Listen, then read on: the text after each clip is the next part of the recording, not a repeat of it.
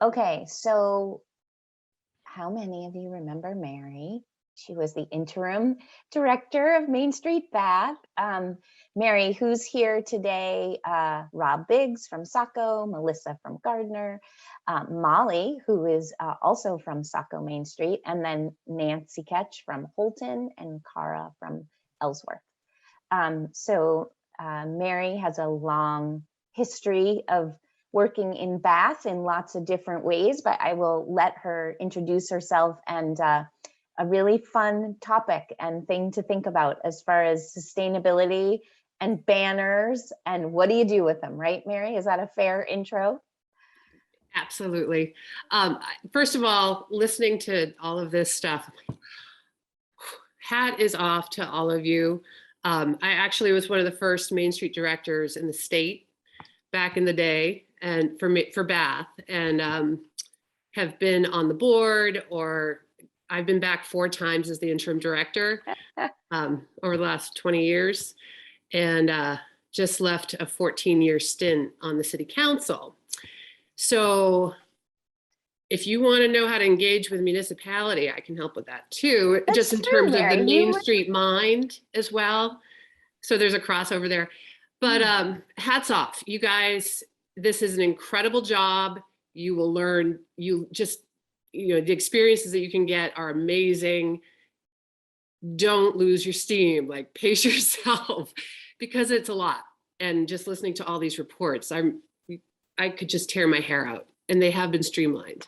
So, it's hard to appreciate how far it really has come. But I'm here today to just kind of talk to you, and I sent a link.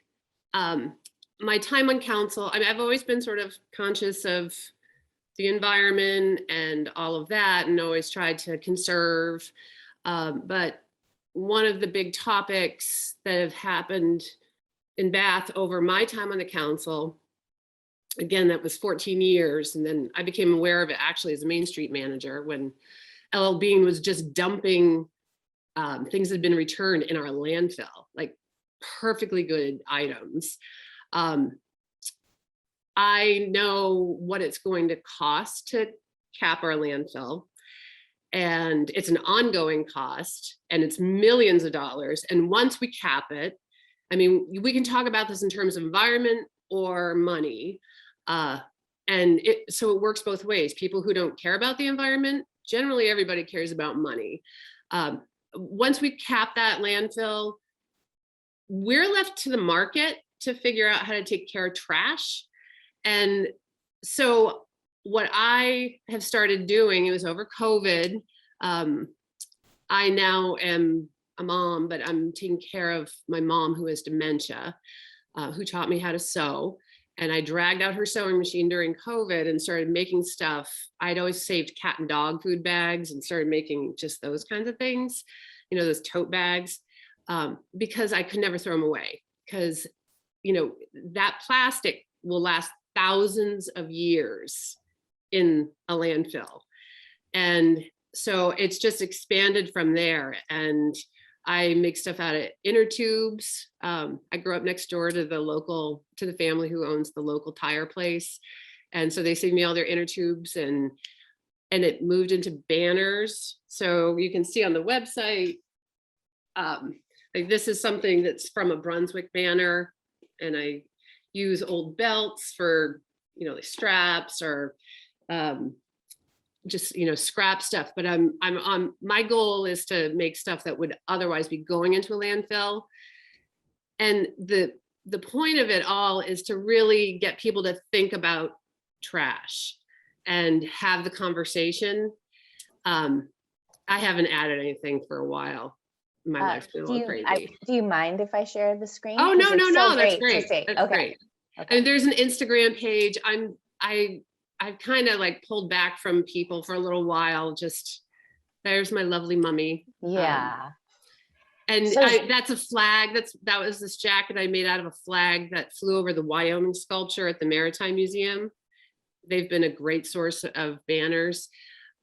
Ironically, Bath doesn't have a lot of banners because we have a very narrow Front Street is our main street, but Brunswick's given me a bunch. I've found, I've just found stuff along the way. So what I'm here to do is to say to you guys, that lobster bag actually was auctioned at the Maritime Museum and it went for over $300.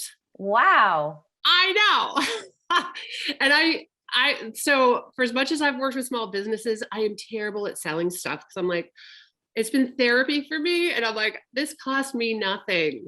Like that probably cost me like maybe $1 in hardware, but the rope is from a lobster trap that I scavenged from our summer cottage off the rocks. But if you have old banners, I would love to, just be creative, like plant a seed in your head and I can make something for you to be auctioned. I could, if maybe you could, if you want to try to sell stuff. I mean, I have to make money at some point. So, like I'm not looking to make a ton of money or anything. And that's not what this is about. But I would love to help you guys make money, to help keep stuff out of the landfill. It's just a win-win-win-win in terms of, here's this banner, you spent money on it, you're done with it. If I can take it and make something new out of it, it continues to promote what you had done. It's a conversation piece. Somebody's happy. People are thinking about trash. Hopefully, I would love to figure out something where everybody comes out a winner in all of this. So, if you have great banners, Brunswick has like that one up on the top right. Yeah, I was going to ask you if that was a Main Street banner. That was that's Brunswick, and it was for historic preservation. I have a bunch of them. I can make trash cans out of them. I gave one, they're soft ones and people actually love them because you can just hose them out. It's not like you're going to hurt this stuff. Oh yeah. And actually my newest thing, because I'm friends with all the department heads, you can see a fire jacket right behind me. But I'm going to make something for somebody who's retiring, but I've got like, this is fire hose. So, it's a like floor mat, but some software updates happening at the same time, of course. There we go. That's okay. Cara asked if you have a picture of the trash can. Well, I don't. I actually just gave away my other trash. God, all this stuff is popping up. Sorry. That's all right. We see you. Trash can. It's round. Nothing comes out. It's actually full of my stuff. Like nothing. I am not a professional sewer. Things are coming out really sturdy. I invested in an industrial sewing machine, which my goal was to like pay off, like to make that money back this summer. But things have been too crazy to really get out there and sell. And I don't want to do Etsy. I'm kind of, like packaging is a big deal to me. Right. So my secret goal is to get the high school kids to help me start a movement to get like Jeff, like target Jeff Bezos and say, you can do better. Like you can insist that you're people. And then just bring an awareness, like how can we turn this into a Main Street thing too? Because that's my passion. And one of the things that I list is shopping locally as a way to help the environment. Because shipping really does to individual homes is not a great use of our resources. But I think about this stuff all the time. So, whatever you have, I'm in Bath, I can travel. If you guys are in this area, if you're interested, and knows how to get in touch with me. Who has banners that Sacco, do you have banners that you've put up over the years? And Gardner? We just keep reusing them over and over and over and over again. Just redate them and redate them and redate them. Okay. Great.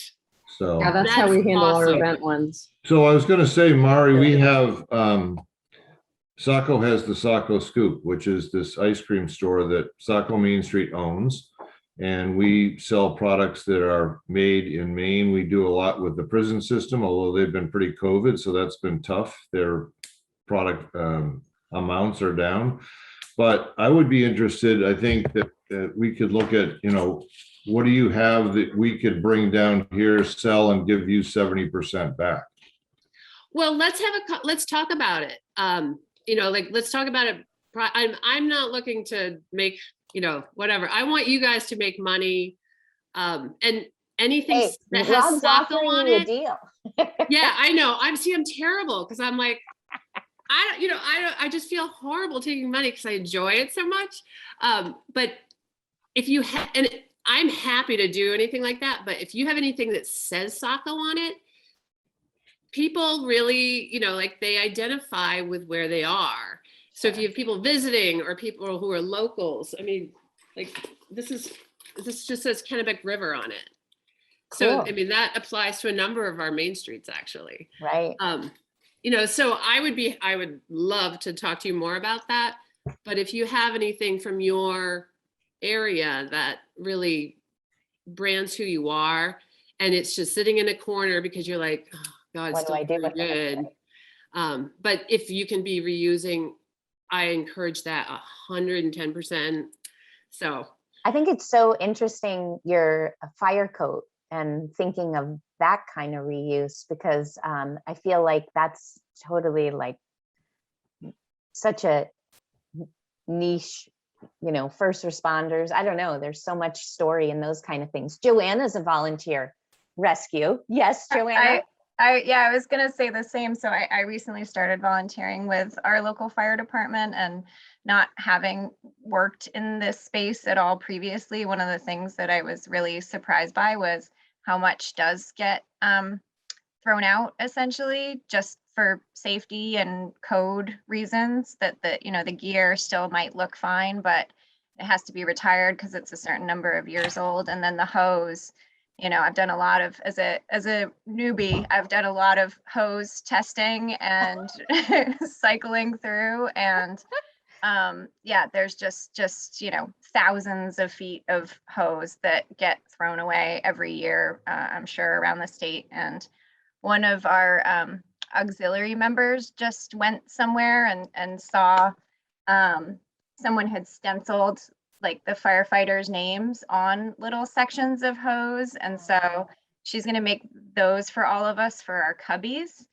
But I really love the doormat idea. And what it made me wonder was if you have thought about, and again, I'm not sure how this syncs with your emerging business model, but for things like that, if you had thought about sharing your design plans so that others could make something like the doormat, just for a couple of your hottest products, to encourage other folks to make similar stuff. So I have a friend who works for the federal government with patenting and copyright stuff. And I have this like dream of having little satellite think about it things. But the thing is, you have to have an industrial sewing machine. Believe me. Yeah. But I have other things, like I'm learning tricks and I'm cutting the hose is a pain, and I'm making little wallet things and koozies, and just bring them over to our fire department and be like, give me some feedback. But I know, as a municipal person, I know what that costs, A, to buy, but B, that stuff is made to be really durable, and it's going to last forever. So, at some point, hopefully I'm going to get out of this crazy place that I'm in my life. But like I said, this is sanity for me. And it's really cool. It's really fun. I love the story, Mary, that you bring, because you did serve your municipality as an elected official for so long. So you really understand the financial implications of waste. I think it's fascinating. And then, from the Main Street side and just any other place in the world that we all are, we see the other waste. So anyway, just really interesting story. Questions? Cara, do you have banners in Ellsworth? I do. We do have them, and just the same as Sacco and Gardner, we reuse them, just getting a Okay. sticker to go over. But Yep. I do have I have a question. We have a business. It's sort of a business that has come back after COVID. A woman on Main Street. The name of her company is One Woman Studios, and she does a lot of the same thing, creating items out of repurposed clothing. And most of her work is clothing or bags or accessories. Doesn't really make a lot of home goods right now, but I loved Joanna's idea of sharing the templates, because for us in Ellsworth, as much as I love how dialed in you have this, it would be, we would have a Main Street business being like, why didn't they ask us to do this, you know? And so if we were able to sort of get, you know, our the local person that we have that does this sort of thing, sort of at least involved in part of it, it would be just like Rob said, it would be a great way for us to raise money, and also a great sort of wonderful way. And I loved that you framed it this way, of partnering with your municipality and getting them to sort of see other things that we are capable of doing and other opportunities for partnership. So. Well, I'd be happy to talk with anyone. I have to tell you that most of the stuff I make, I wing it. And you know, actually that lobster bag was a pattern that I got at Goodwill.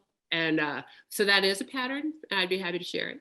But I really do like, you know, like I just kind of like cut stuff and wing it. And I'm like, you know, I have zippers, they're all from Goodwill, or clearing out my mom and my grandmother's stuff. Like there's no rhyme or reason to the stuff I make. So everything's unique. But I am happy to share. Like this is, the goal is to keep the stuff out of a landfill, but it's also to get people to think, because a lot of people, you know, this is just a quick story. I know you guys have things to do. My mom is at a doctor's appointment in a minute, but my cousin's daughter is just finishing college in environmental education. And last summer she got a COVID puppy, you know, because that's what you should do when you're like 21. And she's wonderful. She's so sweet. But I was starting to make these things out of dog and cat food bags, and I gave her a bag, and she's like, oh, I never really thought about that. You know, like all of these bags that she was going to be using and just throwing away. So these little things, you know, like I get these little stories from people who are like, I was silverware and I was just going to go to plastic, and I thought about it.